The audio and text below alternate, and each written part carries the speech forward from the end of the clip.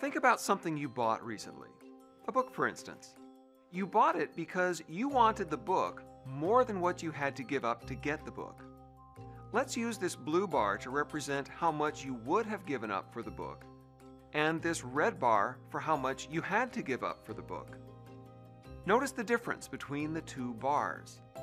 That difference between how much you value what you consume and how much you give up to consume it is known as consumer surplus. And creating consumer surplus is the point of economic activity in the first place.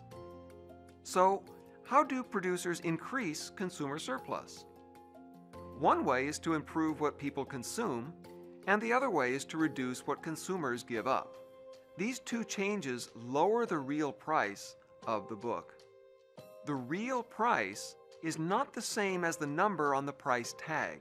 That's the nominal price, and it may or may not go down.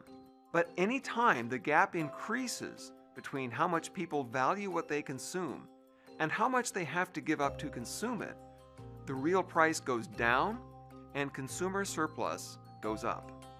But what is it that motivates producers to make either of these changes?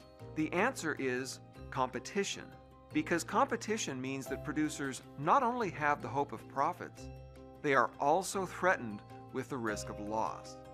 Let's start with lowering the costs of production. The printing press dramatically reduced the cost of manufacturing books, and that made the book trade more profitable.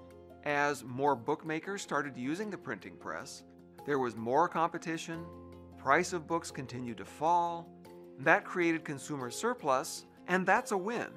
So the hope of a reward of profits, coupled with the risk of loss from competition, gives producers an incentive to do things that will have the side effect of creating consumer surplus.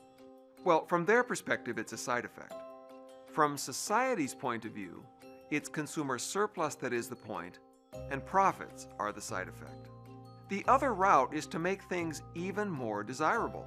Competition among bookmakers forced them to make more desirable books and to lower the costs of making books, but then someone invented e-books and e-book readers.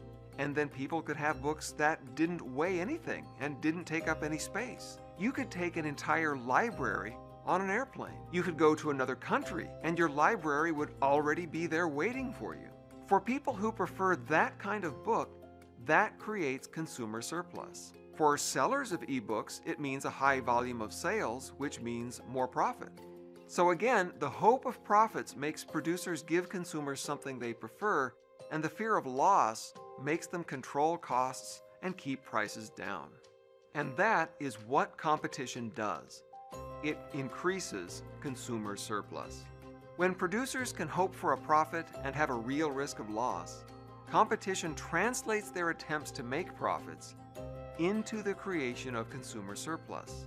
And that is how people create wealth, by increasing what they can get out and reducing what they have to give up.